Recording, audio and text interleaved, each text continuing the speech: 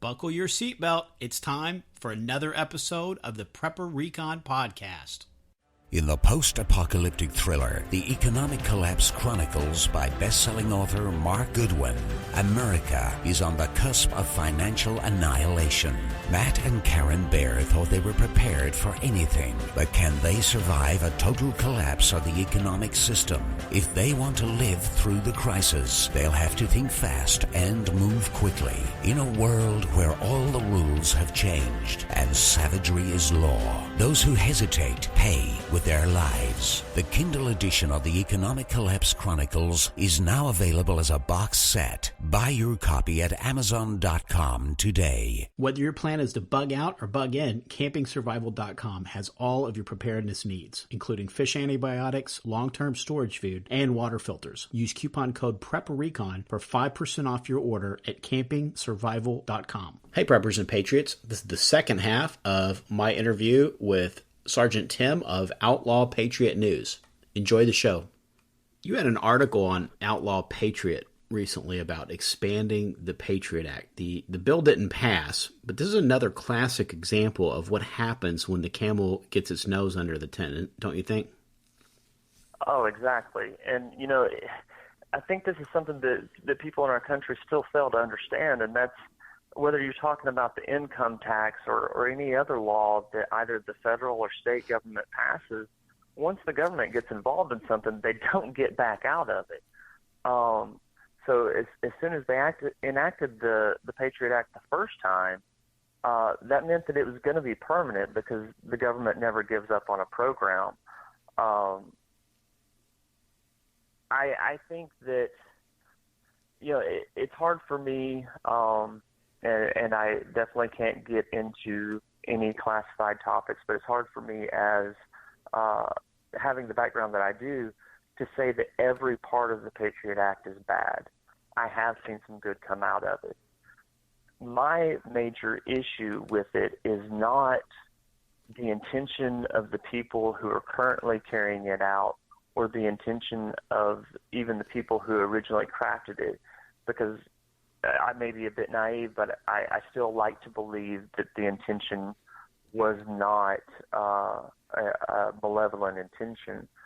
But I think that the danger in it, and I think that this is the way that we should frame it to people who don't really understand the fear that comes out of something like the Patriot Act, is whether you believe that this administration or the former administration or even a future administration will have your best interests at heart, and whether you believe that they'll put the powers that are in that act to misuse. You don't want to give the government too much power because they do have the ability to misuse it. And so it could be 5 years from now, it could be next year, it could be 20 years down the road. As long as they have that power to collect that data, there is the potential for misuse to be brought about. And I think that's the fear, rightly so, by a lot of the people who are in the Patriot movement, is that it's not necessarily that data is being misused now, but it's that at some future date it could be used to persecute, to round up, or whatever, people that don't agree with what the administration is saying. And just to take that a little bit further, I know that a lot of people will say, when people talk about the FEMA camps, one of the things that people have said to me a lot is, oh, that would never happen here. It has happened here. Not necessarily on the level of the FEMA camps, but in World War II, they did round up all of the Japanese and put them into camps. So definitely, no matter how good you think a government is, absolute power corrupts absolutely. And if you give that government too much power over your life to the point where you're taken care of from cradle to grave, I mean, that's the exact same system that was in place in the Soviet Union, But if you give them that power, they're going to misuse it. And out of Trump's possible picks for VP, I suppose I like Pence about as much as any of them.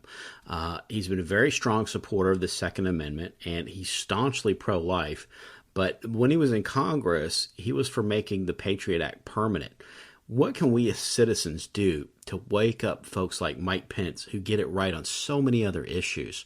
How do we get them to understand the importance of liberty and the Constitution?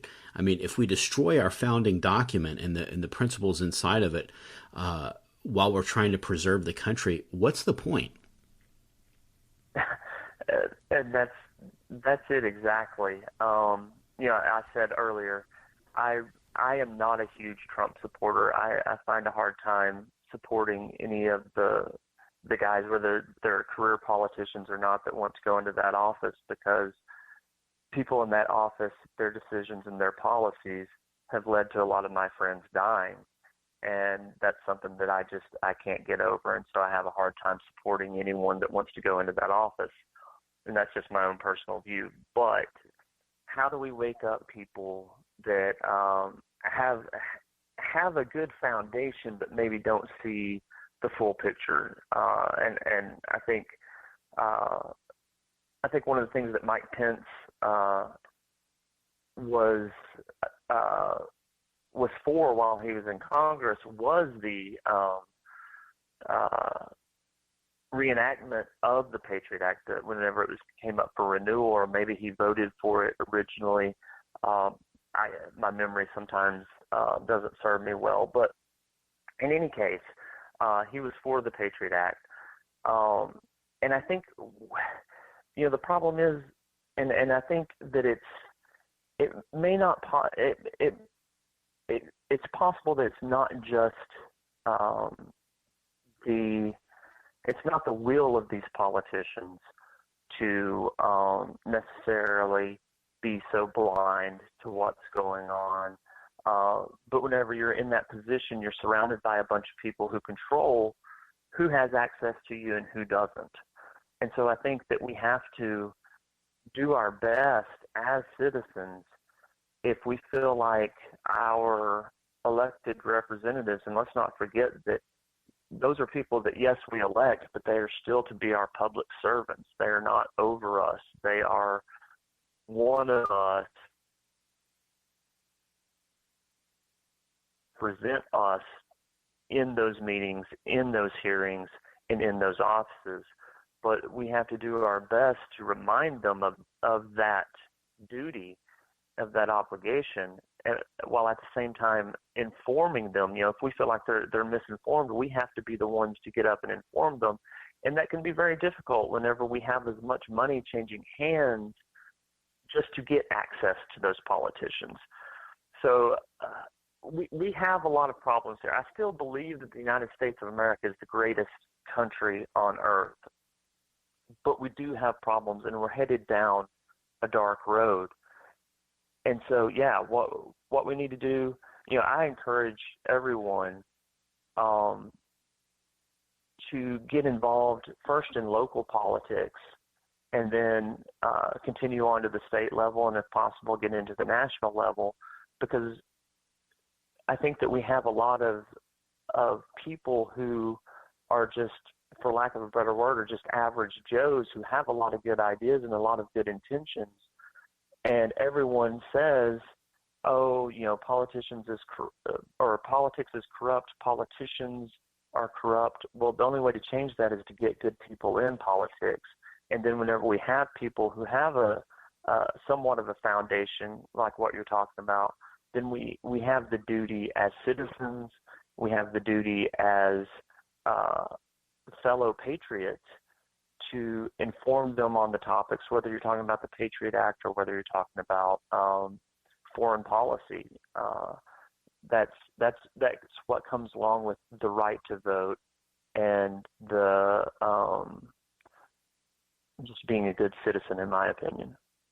We're going to take a quick break, and we'll be right back. The dollar's lost over 90% of its purchasing power since 1971. Silver, on the other hand, has proven to be a very stable form of wealth preservation over the years. And where do you buy silver? Silver.com, of course. Silver.com offers fantastic prices on gold and silver. Check out Silver.com today. Trading Post in the Woods is ran by veteran crisis responders who know how important it is to be prepared. They specialize in comprehensive natural survival remedy kits, preparedness and homesteading supplies, as well as skills training. Visit them online today at tradingpostinthewoods.com. You published another article on Outlaw Patriot News talking about the fear of the Lord. Have we lost that as a nation? And is that something that's being left out of the typical Sunday service in hopes that more uplifting sermons will fill pews and offering plates? It's funny that you bring that up. Yeah, I was born in the 70s, and so a lot of the church that I went to as a young child is in a rural area in Oklahoma in the 70s. And my family, I grew up Baptist, and my family went to a church that was plenty of brimstone and fire. And I don't think that we have enough of that now. People have, and definitely, you know, my God is a God that is loving and caring, and He's a Father. But He's still the same God He's a God of justice, and He is a God who will correct you. You know, I fully believe that a good father, when you screw up, your father is there to discipline you, and I believe that that's what the Lord does as well. I think that we have lost the fear of the Lord in this country. I mean, that's the only way that you can possibly explain the fact that we've killed, upwards of 60 million children since Roe versus Wade was enacted in 1973. And yet we somehow think that that's okay just to kill children out of convenience. It's the only way that we can in any way justify the actions of this country, where we have, I think it's roughly 25 veterans a day commit suicide because they're not getting the medical treatment that they deserve, where we have thousands of veterans who've come back from fighting wars supposedly in our name, and yet they're living homeless. But at the same time, we have plenty of money to bring in illegal immigrants across the border and house them even on military bases, and also say that we'll take in thousands and thousands of Syrian refugees. We have to take care of our own before we can take care of these people. And definitely, I think that you know, the way that you judge a people and you judge a nation is on how their own people, and we've been mistreating our people. I've seen some articles here lately talking about how some of the illegal immigrants that are on social programs, welfare and the like, are actually getting more money than our own U.S. citizens are in aid. We have sent so many production jobs and jobs period overseas that we have, you know, the federal government is the number one employer in this country now. All of that speaks to a far greater problem of not taking care of our own and not taking care of the least among us. And so we definitely have lost our fear of the Lord. You know, we live in a society also where our children are taught every day in school, and while they may not come out and say the atheism, you know, preach a program of atheism, they definitely teach that it's not a scientific point of view to believe in a creator. Yet whenever you get into most of our greatest minds, you know, the celebrated minds of science throughout history, the vast majority of those men were believers. And so I think that we've lost our fear in the Lord, and I think that whenever a people loses that fear in the Lord and they stop abiding by His law, they stop abiding by what he wants, they stop listening to him, they stop being obedient to him, then you can expect nothing less than for the leaders to also do the same. And once the leaders do, then you have created a society that is ripe for tyranny. And I'm going to go back to two things that you touched on in that conversation. One thing that you said is that you talked about this atheistic worldview. Obviously, Hinduism is the belief that there's many gods, so that's a religious view. Christianity is the view that there's one God. That's obviously a religious view. So Darwinism and evolution, the belief that there's no God, that is a religious view, whether people want to call it that or not. And it's the official religious view of our school system, and which is an offshoot of the government. So that's the official view of our government, is that there's no God. So that's their religious view. Now, when you have an atheistic worldview by a government like that, and then you talked about the troops that come home from the wars and they're suffering from PTSD, the only thing our atheistic government knows to do to help these guys is to prescribe drugs. Now, in your opinion, is PTSD, is that a physical problem that has a physical solution like drugs, or is that a spiritual issue that needs to be addressed spiritually?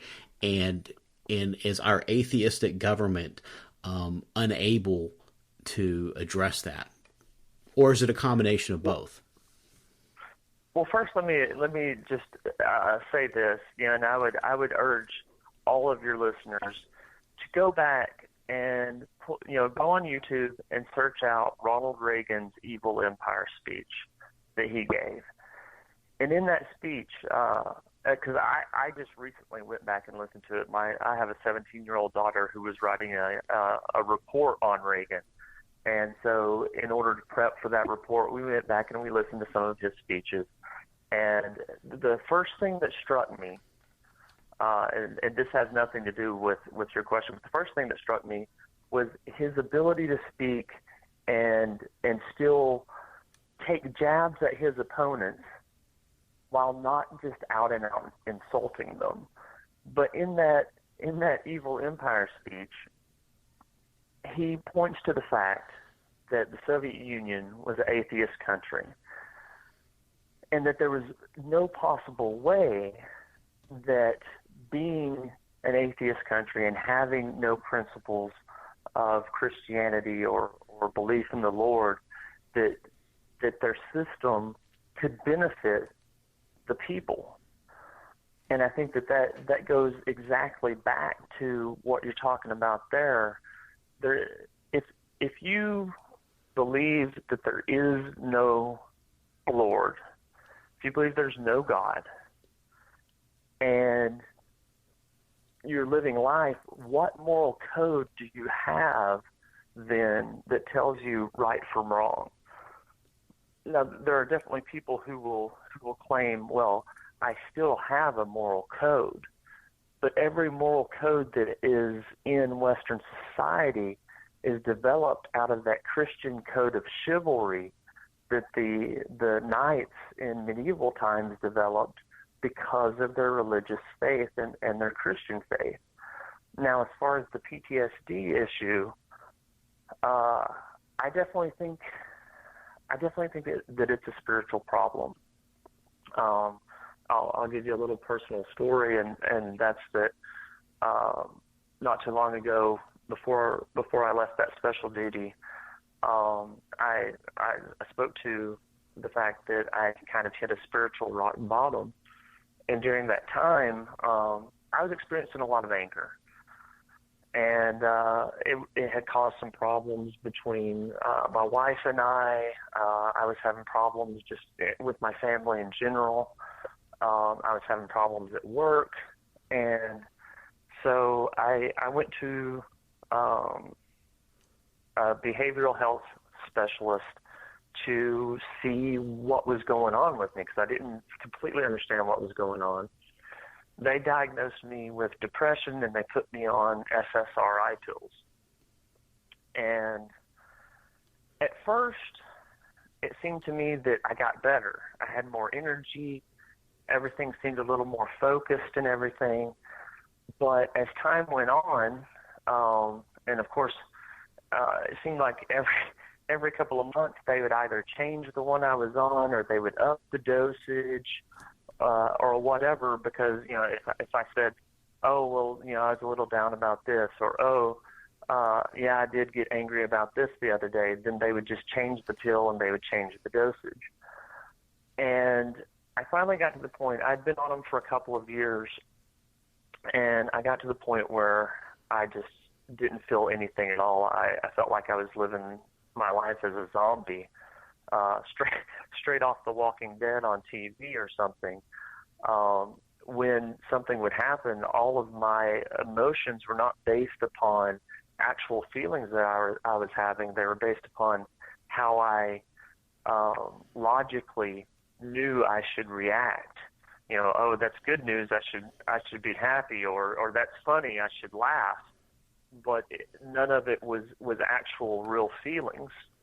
And it wasn't until, number one, I made the decision that I needed to come off of them, but number two, it wasn't until I came back to the Lord and did manage to get off of them, because I tried a couple of times on my own, but it wasn't until I got down on my knees and I prayed, and I told the Lord that if He would help me get off of those pills, that I would serve Him for the rest of my life. It wasn't until that point that I actually got off of them. And so I definitely do think, because it's come out in some of my separation examinations and stuff, I have been diagnosed with PTSD. They misdiagnosed me with depression. So I definitely do think that there is a deeply spiritual component to PTSD. And definitely, I don't think that just stuffing more chemicals into your body is the solution to anything. Even if you do have a mental health problem, I don't think that it's something that you just shove more chemicals in to treat. I think that there can be counseling. I think spiritual counseling is the best kind of counseling, but counseling and other methods, but definitely just throwing pills at people solves absolutely nothing. Wow.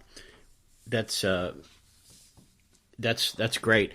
Can you talk to us a little bit about that process of your healing? Was it all 100% God, or were there things that He laid on your heart to do to be involved in your own healing, like daily Bible reading and prayer and worship, anything like that? Absolutely. It came down to one night. Like I said, I had tried a couple of times to come off of them because I knew that I just didn't want to live the rest of my life the way that I was feeling at that time. And every time I tried on my own, I had failed. And I will tell you, it had been about 20 years since I had actually got down and prayed. And it came down to one night. I was sitting there. For anyone that has never been on those types of pills, whenever you go to come off of them, it's a very serious physical reaction. I had extreme headaches. I was very nauseous most of the time, very irritable, and so it came down to one night. I was getting ready to go to bed. I was very nauseous, had a bad headache, and I got down and I started praying, and I told the Lord, I was like, look, I know that I have not been a faithful servant. I know that I've not been a good man. I've not been a good husband. I've not been a good father. But I need help, and I need help really bad. And I told him, if you will help me through this, I will give my life over to you. And I won't say that things got that it all went away, but I did immediately feel better. And I woke up the next morning, and I had this urge to, because I think part of it was kind of maybe a psychological thing as far as, hey, that seemed to help. And so I did have I think that the Lord put it on me to get back into the Bible. I started reading the Bible again.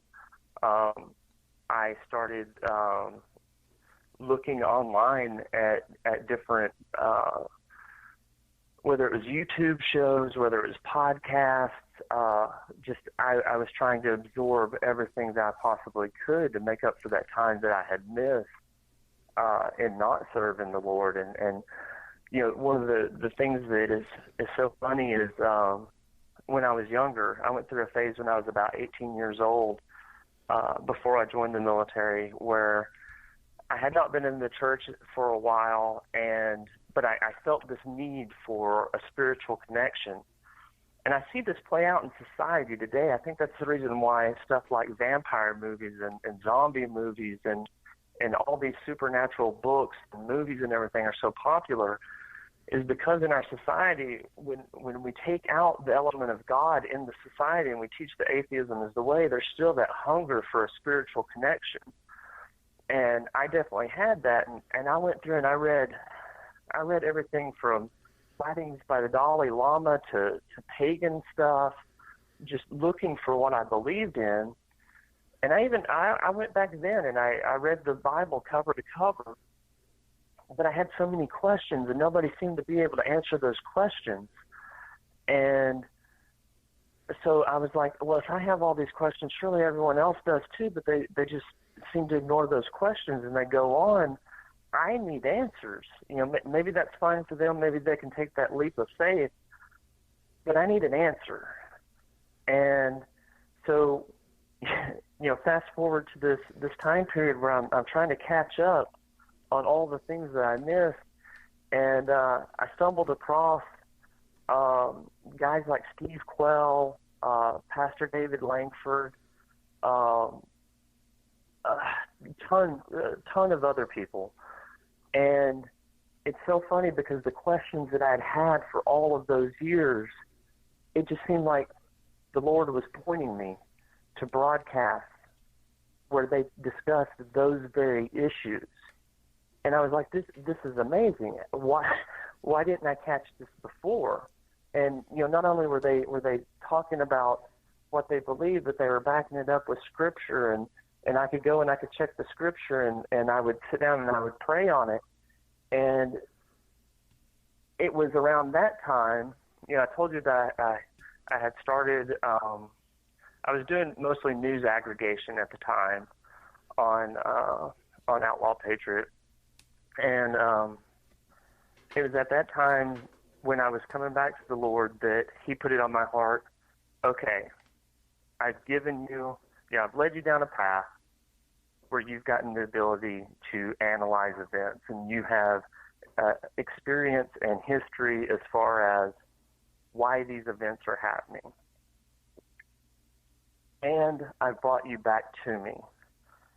Now I have work for you to do. I want you to take what's going on in the world. I want you to analyze it through your own experience and skills, but I want you to back that up with my word. And in this way, I want you to help my people understand what's going on. And so that's what I believe my calling is helping people understand what's going on. And I will tell you, there's a lot going on. The Lord is working. Yes, I do think that we have come into a time period where it is dark times, but at the same time, I see the Lord every day working and helping people and bringing people onto his team. It's funny, I have a friend who is studying to be a chaplain, and this one phrase that he said to me will always stick with me, because we were discussing this very issue. And he said that his grandmother had told him when he was a kid, the devil goes around and he picks his team. And when he picks his team and when he has his team do things, it's always very loud and gets a lot of attention. But the Lord works subtly. And so whenever he picks his team, maybe it doesn't make a lot of noise. And whenever they do things, maybe nobody pays attention to it. But the thing is, even though there's a louder noise made by the enemy, whenever God does things, it has a far greater impact. What's the most concerning issue on the horizon for you right now? I think for me, the most concerning issue, and it's not necessarily a world issue, it's more of a national issue, though I think that it will have geopolitical results, is this thing that's going on, with Black Lives Matter, but also the different, I call them extremist groups that have centered around the Republican National Convention, a very vocal minority of people who want to have their own political dialogue or their own political ideology front and center. Because I don't think that we've seen the worst of what's to come. I don't think that we've seen the last of them. And to be quite frank, I'm no prophet. I don't make predictions or anything like that. But I very much worry that if Donald Trump is elected, whether or not he'll even see the White House, and if he does, whether or not he will he'll survive through his first year. And I guess it would just take the attacks that we've seen in well, there were several that were just a little bit smaller than and weren't reported, like the ones in Dallas and Baton Rouge. There were other attacks in Georgia and Tennessee against police officers. But I suppose if we were to see multiple attacks in multiple cities, for let's say we had one on a Friday and then we had another one on a Saturday, and it looked like those were happening consecutively and more and more coordinated attempts and attacks, I would suspect that we'd probably at some point have martial law. Is that something that you think could happen? I definitely think that could happen. I definitely think it's the direction that we're going in as well. And another thing to consider is, and I know that you're probably aware of this, how fragile our food delivery system is in this country, and the fact that, what you eat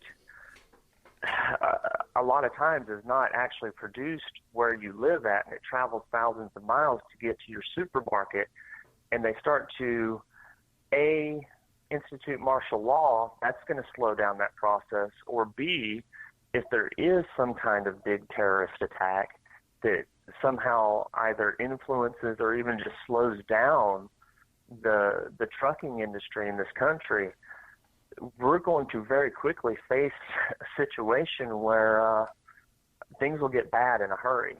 Most grocery stores only carry about 3 days worth of food, not even a full week's worth of food in their stock rooms.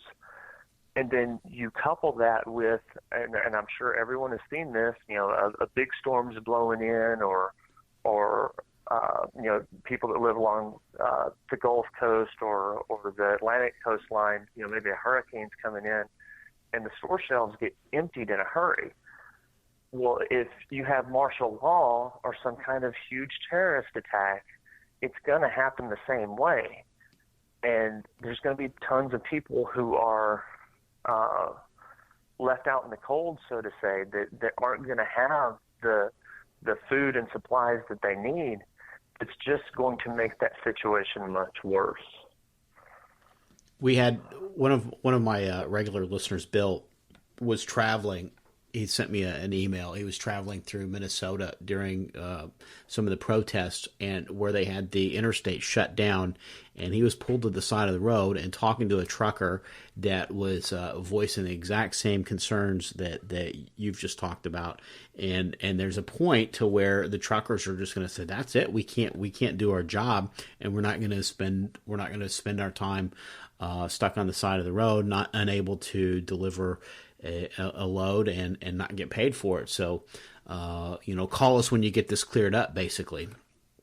So I guess getting prepared for something like that, folks need to really think about. Number one is getting their food preps together and making sure that they've got a good deep larder of goods that they can survive on for some period of time, that I would say should be at a bare minimum a month. And if you've got the month, then you should start working on building that up to 6 months at least. What else do you think folks can do to get prepared for such an event? Well, I think definitely there's the food aspect. Definitely depending on the scenario, there's the water aspect of being able to have access to good, clean water. And maybe if you're living in Flint, Michigan, even your local water supply isn't good, clean water. But I think, I've heard a lot of people say, oh, you need to go out and you need to buy gold and silver and all of that. I think if you have everything else in line, yeah, gold and silver is something to go out and buy. But you can't eat it. Because, do what? But you can't eat it. You can't eat it, and you can't defend yourself with it. I mean, you might be able to throw it at somebody, but maybe not hard enough to drop them. And definitely, if I didn't have it, before I invested in gold or silver, I would invest in lead and go and get myself something to protect myself and my family with. Even if you're somebody who doesn't think that they'll need it, it's better to have it and not need it than to need it and not have it. And definitely, if times got scarce, man, people will do some strange things to take care of the people that they love, and so you should be prepared to take whatever steps necessary to protect the people that you love. Also, I think the most important prep that you can do, and what we really need in this country, is people to get back into their Bibles and get right with the Lord, because you definitely want Him on your side if things decide to take a turn in the wrong direction. Other than that, I mean, there's 1,000 things that you can do. But the basics are food, water, and self-defense. Once you have those in line, you can start looking at different forms of currency, whether you're talking about gold or silver. You can start looking at upgrading the stuff that you already have. You can start looking at possibly even buying land for a bug-out location. But definitely the first things are food, water, and protection. And definitely, things change depending on where your region are, where you're located regionally as well. If you're located in a city, definitely you want to look at different places that you can go. If you're located rurally, then you need to be looking at how you're going to deal with the influx of people that are going to be coming from the cities. And, I grew up in a rural area, and one of the things that I would say to other folks that are from rural areas is not everyone that's going to be coming out of the cities are going to be bad people. Yeah, there probably will be some, but not all of them are going to be bad people. So don't judge all of them by the actions of the few, because I do think there is that tendency in this country overall, whether you're talking about the people coming out of California into states like Texas and stuff like that, that the actions of a few kind of ruin the whole group on the local population. But yeah, I think food, water, self-protection, and getting right with the Lord are the top four. Sergeant Tim, just great stuff you've given us to think about today. Thank you so much for making time for us. Where can folks find your work? Well, I wanted to thank you for having me on, and again, let me get acquainted with your audience. I'm across a couple of different platforms. I'm on outlawpatriotnews.wordpress.com, and that's where you'll find my own personal articles and writings, as well as some writings from some associates of mine. Also, if you're on Twitter, it's at Outlaw Patriot. And then I'm also on Tumblr, and that's Outlaw Patriot as well. Fantastic. Thanks again for making time for us. Thank you so much. Get prepared before disaster strikes. PrepperRecon.com offers MOLLE-compatible individual first aid kits for your home, auto, or bug-out bag. These kits have everything you need to address a traumatic injury, including an Israeli battle dressing, quick clot, EMT shears, suture kit, steri strips, tourniquet, tough strip bandages, and so much more. $99 includes shipping. Go to PrepperRecon.com and click the Store tab at the top of the home page. Order today before it's